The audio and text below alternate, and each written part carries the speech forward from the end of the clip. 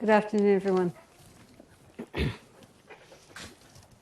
So here we are, all sitting nicely, meditating, watching our breath, mind totally focused, the background noise, the background thinking, not stopped, but just calmly going on in the background, no longer a tumultuous waterfall, more like a steady flowing river.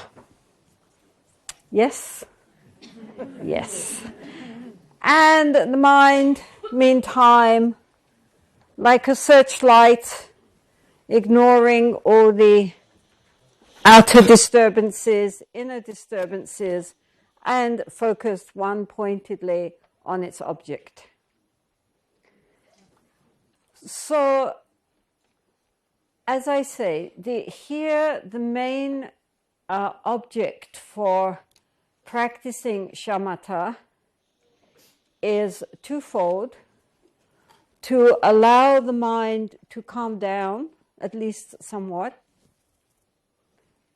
because at the same time we are developing this quality of mindfulness.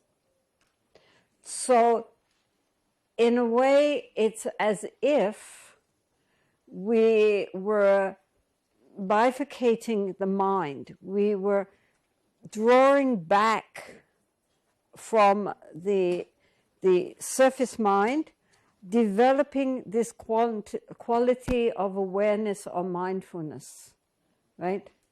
So the mind is there in the background, but in the forefront is this attention on the object, whatever object, right?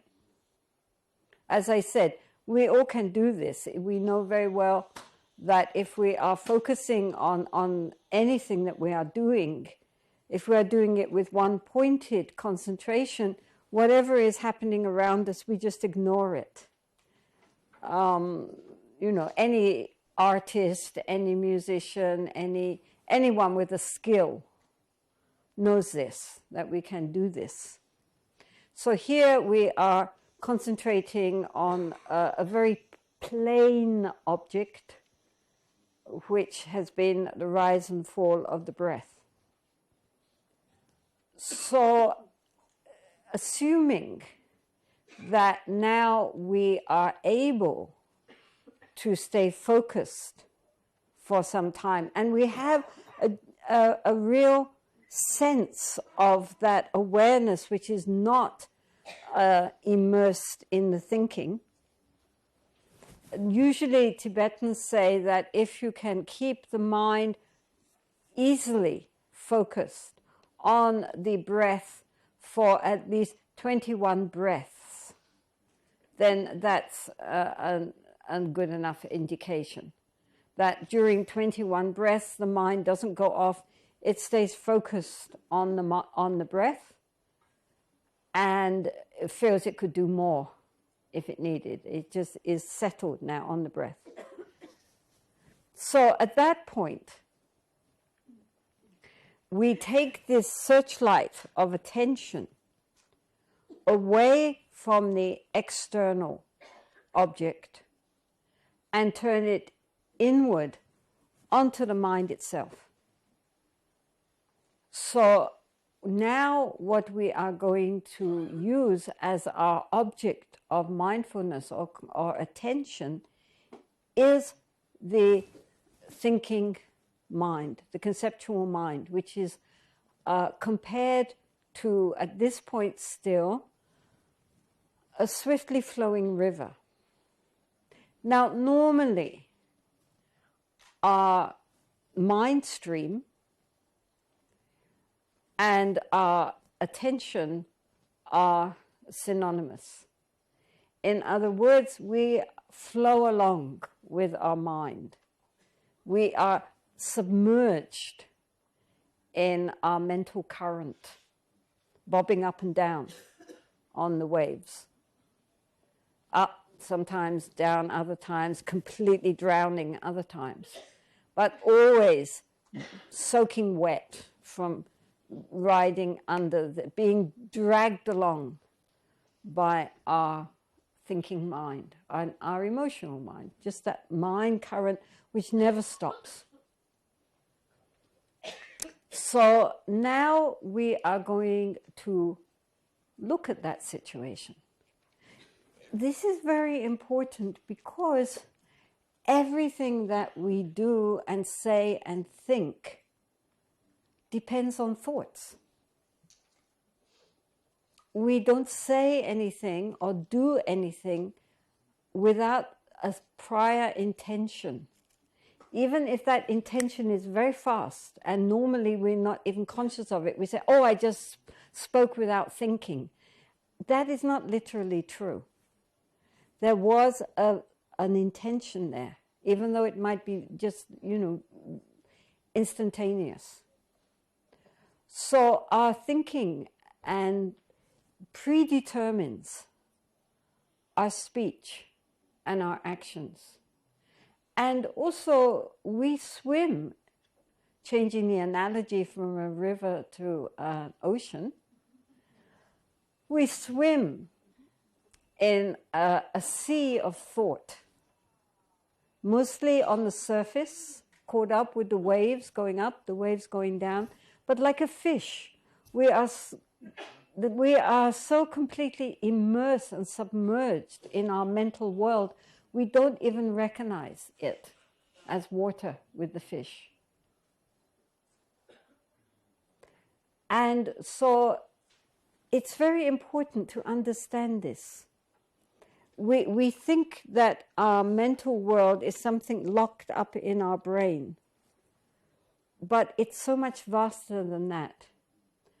For example, neuroscientists now are showing that the actual input that we receive through our sense organs, like our eyes and ears and nose, etc., is actually very rough.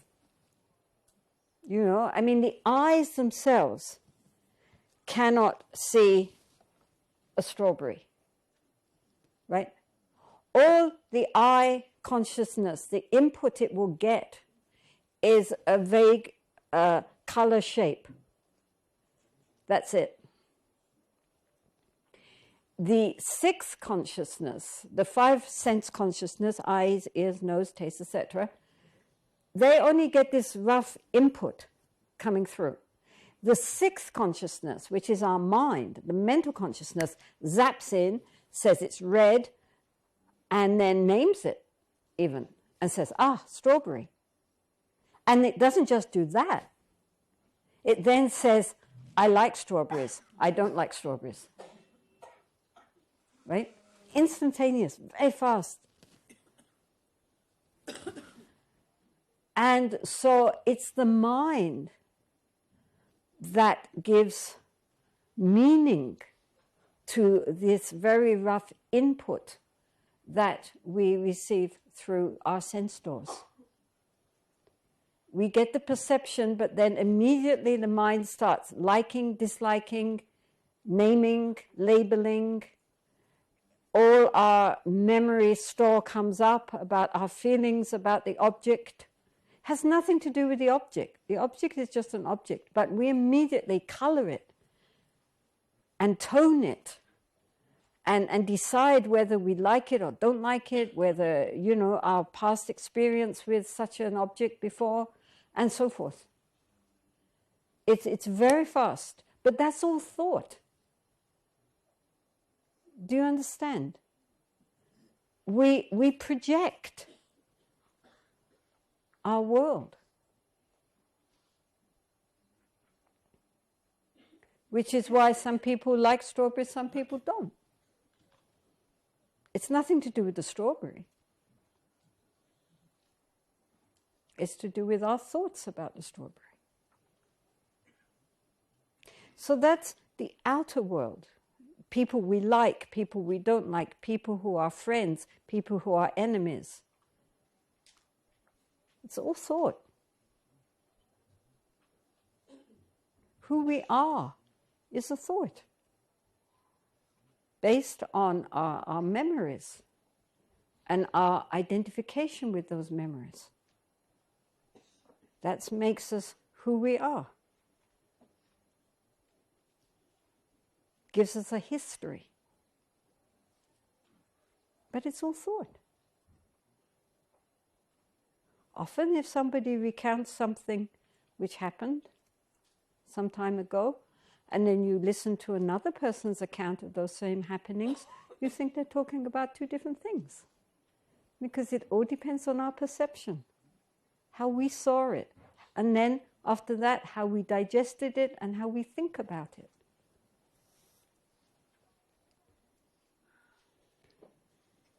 So beyond that is our internal world, which is, again, like a television which we can never turn off. And so rather than always just relaying the same old soap operas with ourselves in the starring part, we are now going to sit back on the sofa and watch the drama, recognizing it's just a drama that we're watching. The traditional analogy, since they didn't have TVs back then, is of someone sitting on the banks of the river watching the river flow by. Normally we are in the river, right? This is very important to recognize. So this is a big step when we no longer are carried, swept, not stopping the river, we're not damming it up, we're not saying bad river, we're allowing the river to flow, but we are stepping out and just sitting down and saying, okay, let's see what's going on. So this ability to observe or witness the mind is a very important step. It is not ultimate reality, because the mind is still dualistically caught up. There is an observer and an observed. Ultimate nature of the mind goes beyond that duality. But it's a very important step.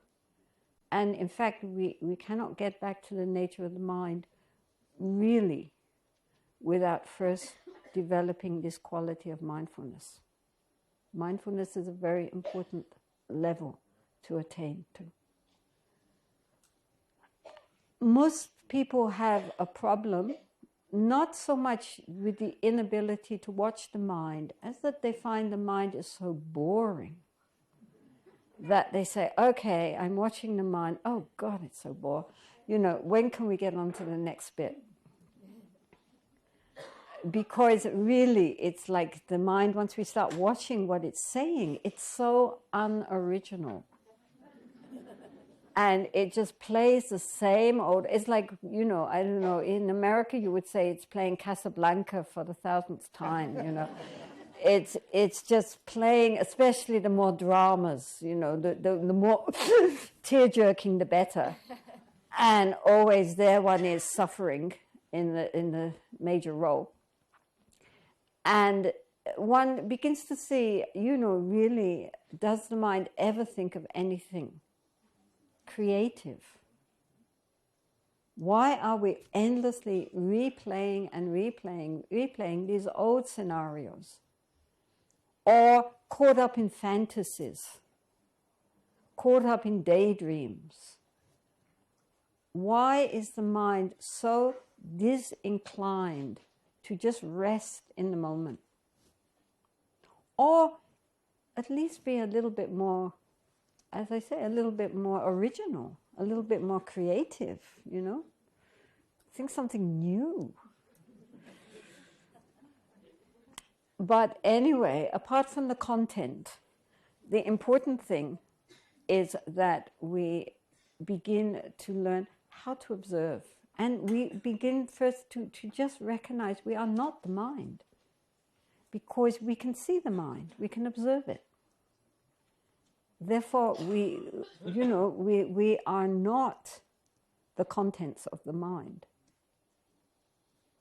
If we were, then we would not be able to observe the mind. The fact that we can step out and actually observe it shows that we have levels of consciousness which produce these thought flow, but it's not the thought flow. Like the clouds in the sky, we can have thick clouds, and they come from the sky, they go back into the sky, and yet the sky is more than that.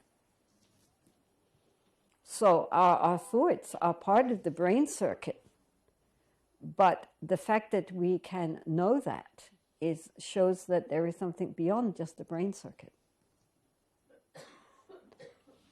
So the important thing is first to connect with our ability to be mindful. And mindful here means that we keep the attention.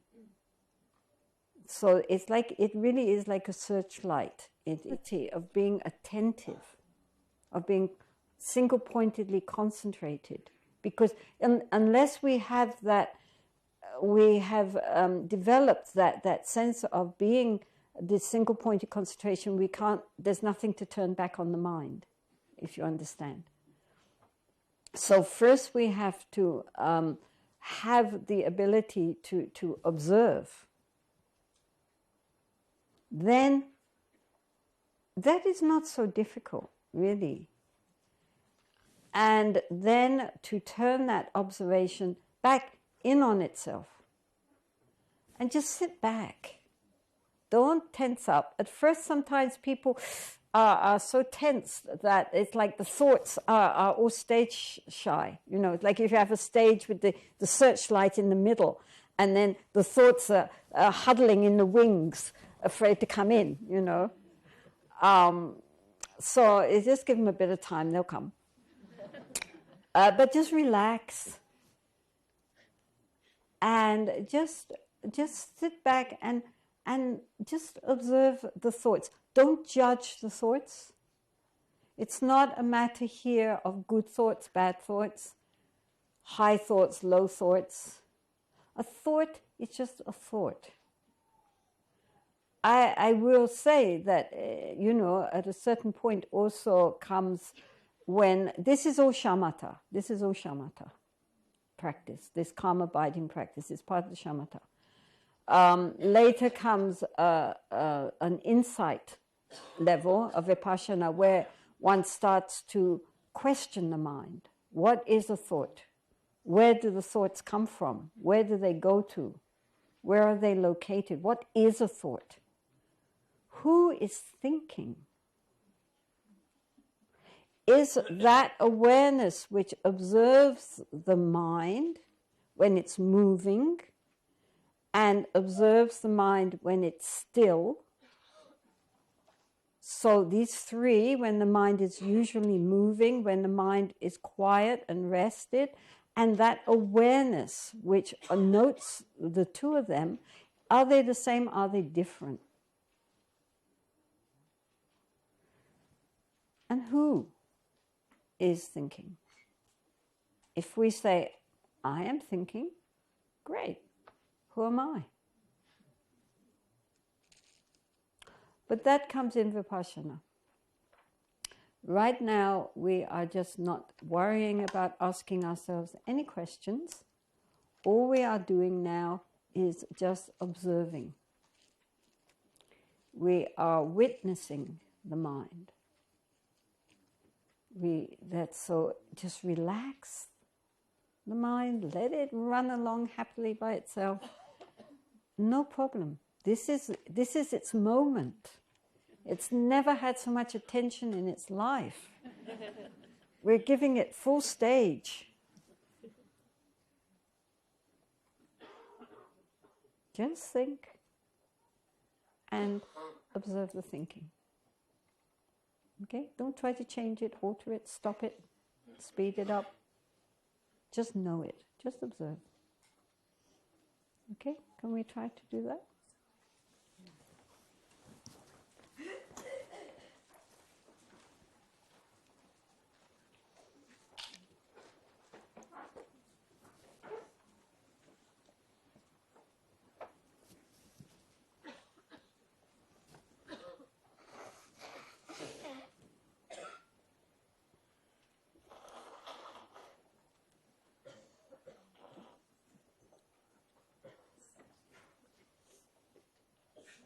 So again, we'll give it about 10, 15 minutes. Just first get the mind, bring the attention to the breathing for a few minutes, just to get hold of your attention. And then turn that in and just look at the mind. That's all. If one gets swept along by fascination with the thoughts, fine, step back on the bank again. Right? However much one gets swept away, just bring oneself back. No blame, no guilt, don't despair. Just relax. Just relax and look.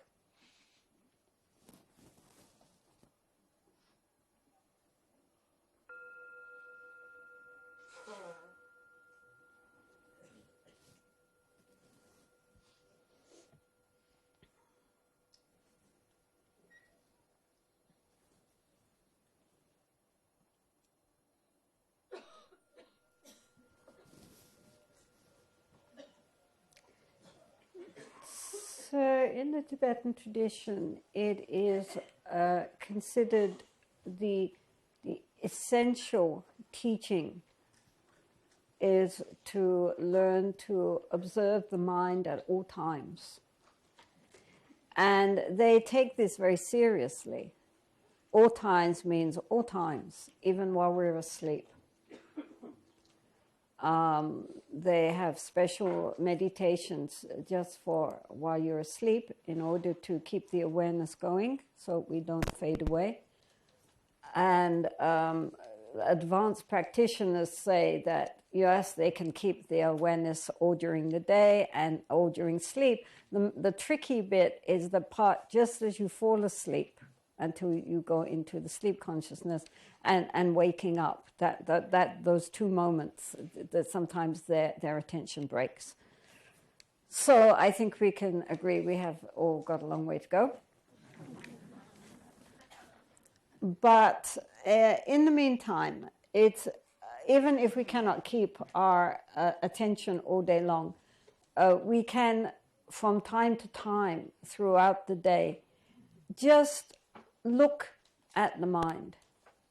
In this moment, what is the mind doing? Because what our mind is doing colors our whole day, colors our whole life.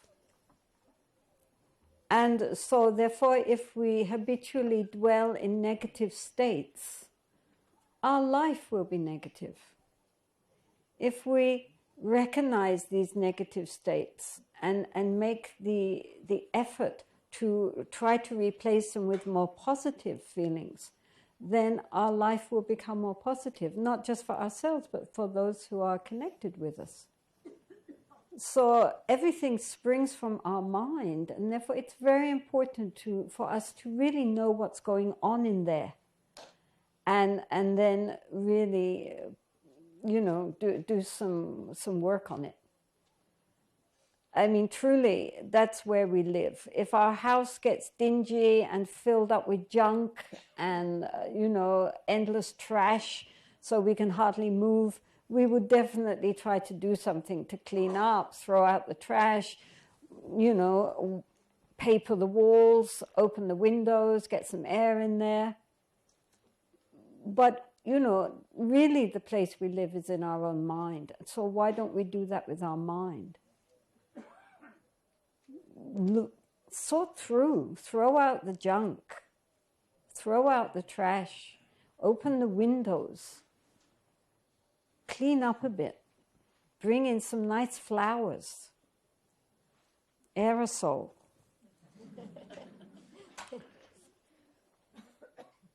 we live in our minds. So let us make an effort to have a mind which is a pleasure to dwell in, because we cannot escape it. You know, we are trapped in the prison of our mind. What we are trying to do is find the key to release us from that prison. But meantime, we should at least make sure that the prison is clean and well decorated before we find the way to go beyond the prison of our brain mind. So we have to also be a little bit careful of what we take into our minds. You know, what the programs we watch on television and the things which we read and so forth, you know, because they settle in the mind. And so we should be a little discriminating. What do we want to allow into our minds? And how are we processing our thoughts, our memories, our ideas? Do we ever challenge ourselves with our own prejudices? So there's a lot of work which we can do. Even if we're not the world's great meditators, we can nonetheless work at really looking to see what is the state of our mind and how to transform those states of mind which cause us to be negative or to be upset, depressed or angry, and so on, which do not make for a happy, peaceful mind, for ourselves or for others. We cannot really change ourselves if we don't know what's going on inside. So this ability to observe the mind, to witness our thoughts without being swept along by them, just see the thoughts are thoughts. Some thoughts are very useful thoughts, nice thoughts, helpful thoughts. Some thoughts are very negative and counterproductive and cause us pain and cause pain to others. Well, the only person that can deal with all of this is ourselves. Nobody can do it for us. And so we have to look at the state of our mind and decide, you know, those things which we need to work on, and those things, it's like a garden. If you go to, you have a garden, then, you know, the weeds grow happily. We don't have to cultivate weeds. Nobody sows weeds. They just grow. Isn't it interesting? You know, we don't say, oh, weed, how beautiful, please grow. We don't sing to it. We don't play Mozart. Nothing. But the weeds grow anyway, happily. Whereas the plants, the flowers that we want, you know, we have to take care of them, we have to prune them, we have to water them, we have to fertilize them, we have to encourage them along. So that's like our mind. The weeds grow happily. We don't have to cultivate the weeds. But we have to take care of the good plants. We mustn't overlook the good plants. So while we are trying to uproot the weeds and maybe use them as compost, we also have to encourage the good plants, our kindness, our generosity, our compassion, our empathy.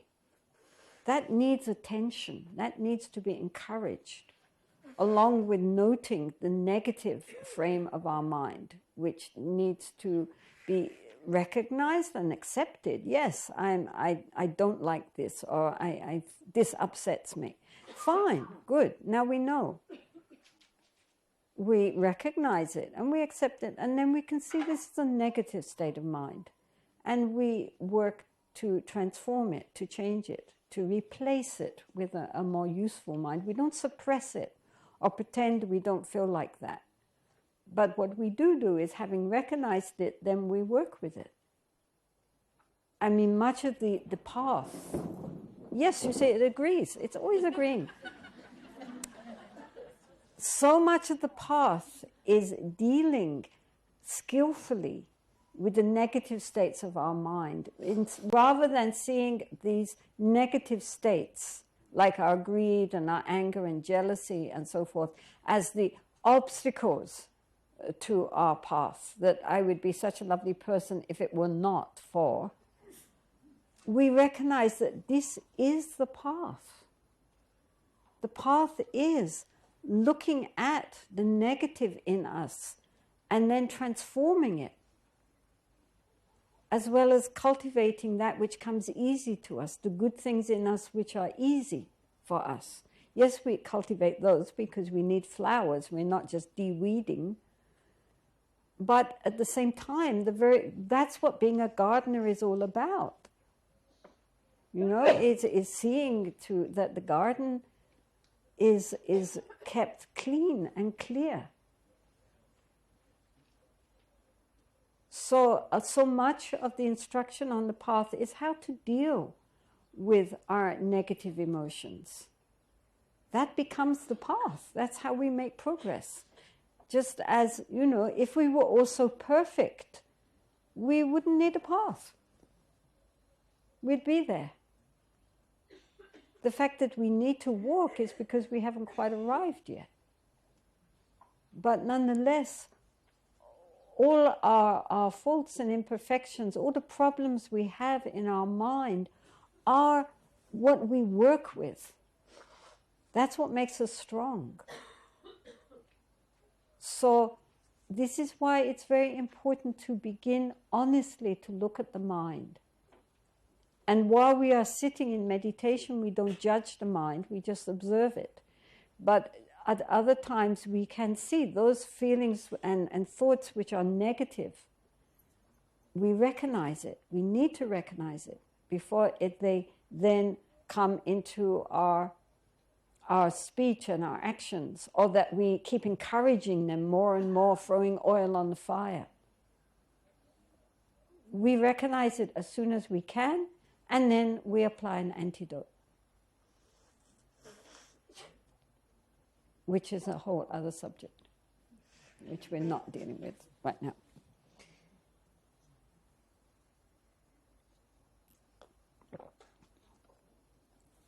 So now tomorrow we will carry on with this subject. Today we will now change to the second of the Brahma Viharas, which is that of compassion.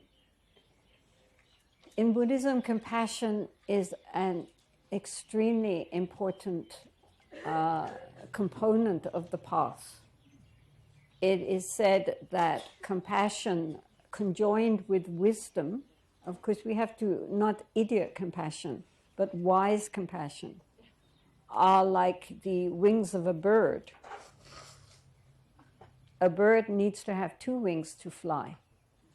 And so mere wisdom with no corresponding opening of the heart is a very dry wisdom. And with compassion, without clearly seeing, without understanding the situation completely from a very profound level, just ends up being emotionalism and becoming burned out because they feel too much, but it's not balanced by clearly seeing. And so the two go together. The two are very important. But here we are dealing with the compassion side. So compassion means basically to suffer with someone. In other words, that the suffering, the pain of another, we feel it as our own. And so this is, of course, a very important quality for opening up the heart and recognizing our common bonds. And it can be, of course, practiced in many ways, but for the sake of this, we will concentrate on the practice of what is called Tonglen. Now, does anybody here not know what Tonglen is? Okay, good. So Tonglen is a Tibetan term and literally means giving and taking. And the basic meditation is very simple. One imagines, one thinks of or has in front of oneself, if one is visiting hospital or somebody who is sick, or if you're home, you can use a photo. One has the object is someone who is suffering. So this suffering could be physical suffering. They might be ill or dying, or mental suffering. Whatever they're suffering, bring to mind somebody who you care about in the beginning, because that's easier. Bring to mind somebody that you care about who is suffering. And then with the in-breath, imagine that all their suffering and the causes, the karma that created that suffering is sucked into oneself with the ingoing breath in the form of dark light or smoke, something very dark, like a vacuum cleaner, right? So with the in-breath, one visualizes that one is sucking out all their suffering and the causes of that suffering, and it is coming into oneself in the form of a dark light. It comes down and it hits at the center of one's chest. A little, again, Tibetans like to visualize things. So here it's a little black pearl, a little dark black pearl here at the center of the heart, which represents our self-cherishing mind. The self-cherishing mind says, I'm so sorry you're suffering, but I'm glad it's you, not me. One of the questions which always comes up with this meditation is, yes, this is wonderful, but it doesn't really work, does it? Because, yes, we want people to be free of suffering, but we don't want it ourselves. So this sense that we would not rejoice if their sickness came to us, even if they were released from that sickness, is considered our self-concern, our self-cherishing mind. So the fact that we are doing this, that we are taking their sickness as it causes into ourselves, hits directly at the ego, which absolutely doesn't really want this to be happening, right?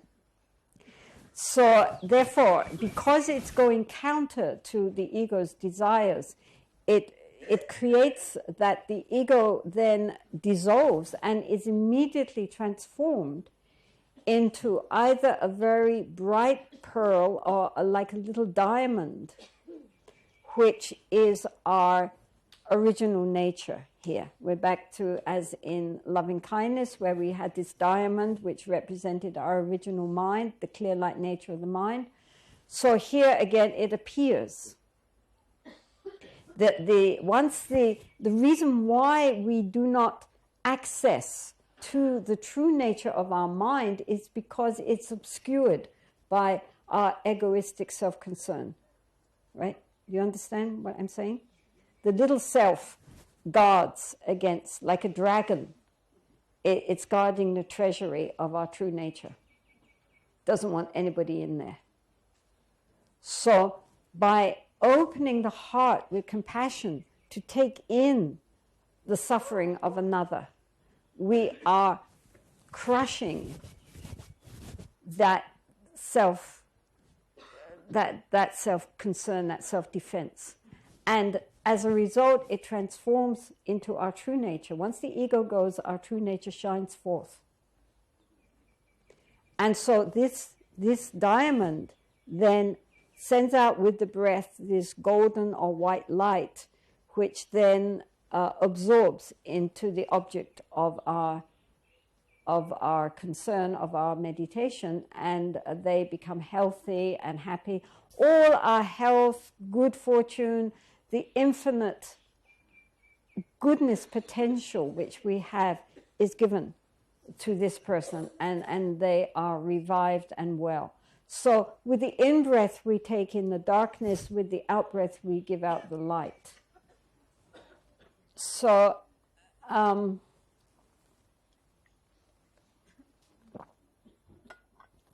I will give you a story to illustrate that this is just not thinking. This is more than beyond that. When I was about 8 years old, I was brought up in London. And my mother, she ran a shop, but she also suffered from kidney stones, which are really one of the most painful things you can have. Extremely agonizing, I'm told. And so she was ill, and she was therefore in her bedroom. Otherwise, I wouldn't be telling you this story. So I was about 8 years old, and I was getting ready to go to school, and my ball hit against an electric fire, and I bent down to pick up the ball, and my skirt, which was nylon, caught fire. So I was all up in flames because it was a nylon dress, so it immediately just went whoosh. And I remember running up the stairs, screaming, of course, and running into my mother's bedroom. And then she put out the flames, and I think she said my whole back was just one big blister. And she put on, I think, some penicillin, in which she wrapped me in a clean sheet. Meantime, I had left the body, and I was up on the ceiling looking down. And, you know, it was one of these very typical near-death experiences. There were all these beings of light saying, come with us, come with us. And I thought, oh, good, I'm going to die. Oh, that will be interesting. Let's see how that... I mean, I absolutely wanted to go with the spirits of light. I looked down on my little burned out body, and I didn't want to go down there. I wanted to go with these beings up there. But meantime, the neighbors had heard my screams. So they came in. They started coming in to find out what on earth had happened. And suddenly I felt myself down in the body again. Next thing I remember, I was in a hospital lying on a trolley, and the doctor said to me, oh, you're a very brave little girl. You must be in enormous pain. And I said, no, there's no pain. And he looked at me kind of funny. He didn't say anything. But, you know, even if we burn the tip of our finger, how painful that is. My whole back was burned off. There was no pain. And I stayed in hospital for a number of weeks, of course. And actually, I look back and I remember I had fun because I wasn't sick. And I was too young to understand this was strange, you know. And the nurses and doctors all thought I was terribly brave, stoic little girl. And I have no scars. Anyway, many years later, I spoke about this with my mother. And she said that at the time when I was lying there on the bed unconscious, actually she was a spiritualist. We held seances in our house every week. So she prayed to the spirit guides. And she said, please don't let her die. And please don't let her have pain. She's too young for this pain. Give her pain to me. I will take all her pain. Just don't let her suffer. I want to suffer in her stead. She was already in agony with her kidney stones. But if she could have taken my pain on as well, she would have rejoiced if I had been free. isn't it?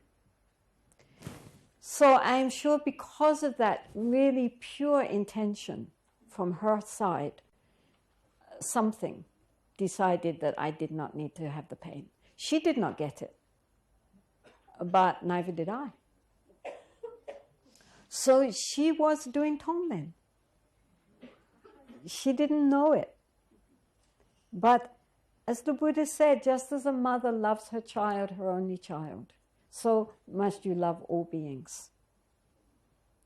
That is the genuine Tonglen, where if you could take that suffering, you would just rejoice to be able to relieve that being of. So this is what we're talking about. Now, I'm sure all of you parents would know exactly how that feels for your child.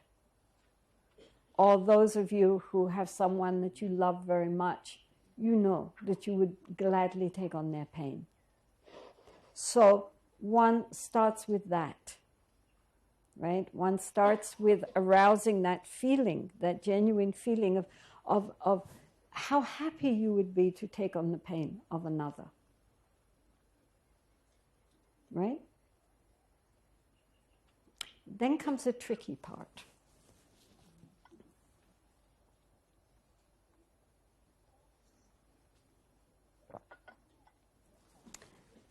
Then, from the loved one, we move on to someone who we don't really care about one way or the other too much, but of course we don't want them to suffer. But do we really want their suffering?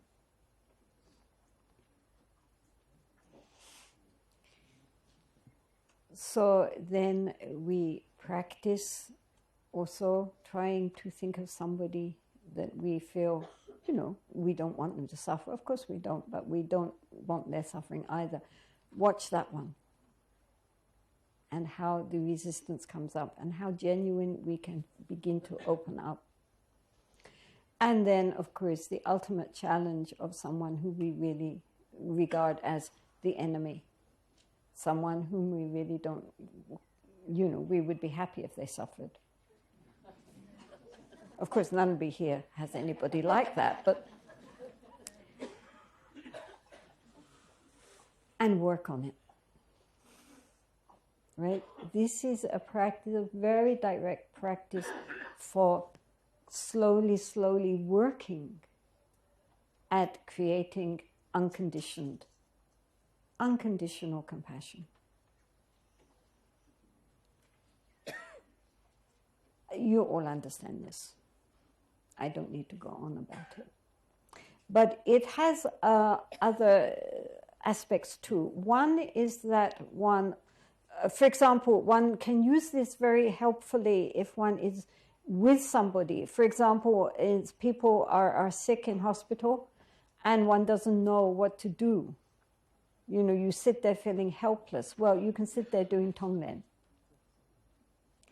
And often, you don't have to tell them what you're doing, of course, but just breathing in and breathing out like this. And oftentimes people say that as a result they feel inwardly much better. What did you do? And even doctors and nurses say that the atmosphere in the room changes because somebody has been sitting there doing this practice. Mind is very powerful. We all know that. If you visit a place of pilgrimage where genuinely saintly people have been, it has a very special atmosphere. We all know that. And if one visits a place where, very terrible things happened, that also has a very special atmosphere. You don't have to know what happened there. When, for example, I was in Poland and we took the children to visit Auschwitz, one didn't need to know what went on in Auschwitz to know that this was a really very heavy, dark, terrible place. There was nothing to see, just big rooms, and yet you knew That there was like the atmosphere was so heavy, not only from what happened in Auschwitz, but from the grief in subsequent years of everyone who went there. It was palpable. Just as if one goes to, like, you know, a sacred place where people go to pray and rejoice, then that also, you know, lightens the spirits. And so thought has a great deal of power, much more than we give it credit for. And so therefore this Tonglen, even though we're not doing anything, we're just sitting there, taking in the darkness, giving out the light. It can be tangible almost. The other thing is that if we ourselves are suffering from some problems or some disease, one can do it that way too. Many practitioners and lamas, when they are very ill, when they are dying, when people ask them, Rinpoche, what are you doing? What practices are you doing? They usually mention Guru Yoga and Tonglen. So when Tonglen, if you're sick, for example, if one has, you know, I don't know, migraines or cancer or any, you know, real sickness, then one can visualize taking in all the cancer of the world, like if one had some kind of cancer, taking that all into oneself and giving out one's primordial good health towards all the other beings, the willingness to take it all onto oneself, if only others could be free. So the point is that it doesn't end up making us feel depressed. Actually, it makes us feel that our sickness is worthwhile. How wonderful if I alone could suffer and everyone else was free. So it takes us away from being obsessed in self-pity and fear about me and my suffering, and opens it up so that it's a wonderful opportunity for practice at that time. That all the sufferings of other beings who are suffering like this, let it all come to me. I will be happy to have that if they themselves could be free. So in this way, also if one has had, for example, a very abusive childhood, or we have some real heavy trauma in our life which we cannot get beyond, then again one can do Tonglen, visualizing oneself as a child or at the time of the trauma, and again taking in the darkness, giving out the light. This can actually be very therapeutic if one does it sincerely. So all of this is a way of opening the heart to the suffering of others, and genuinely wishing that they be relieved of suffering. Even if, as a result, oneself had to suffer, one would be happy for that. So it does two things. One thing is that it starts to open up the heart towards empathy for all other beings out there. And at the same time, it begins, if we do it sincerely, to erode our ego, which doesn't want to suffer and is sorry for others, but nonetheless is, as I say, is always thinking, well, I'm really sorry you're suffering, but you know, you keep your suffering, I don't want it. And so in this way, it's a very profound practice, because it's helping us to come back, to erode away our selfish concerns for our self-preservation, and at the same time opening up the heart towards empathy and feeling towards others. So this is a practice which was introduced into Tibet by somebody called Palta in the 10th century. He was a Bengali scholar. And it has been taken into all traditions of Tibetan Buddhism. It's not just, and now also in the West, more and more people are doing this. You know, in the Buddhist world, Zen people and Theravadins, etc., all the Buddhist world has kind of clued in on the benefits of Tonglen, because apart from its ability to really help others, it also works directly on our selfish, ego-clinging mind, which is our chief obstacle on the path. So it's a very profound practice, actually. And again, when we start, it normally feels very artificial. We don't believe it, we resist it. It doesn't, you know, all sorts of things come up. And so this is very good to be patient and just keep at it again and again and again until it really begins to work at a deep level and transform our attitude. So what's the time here? Okay, so we'll just do this for a few minutes and then we'll open it up to questions.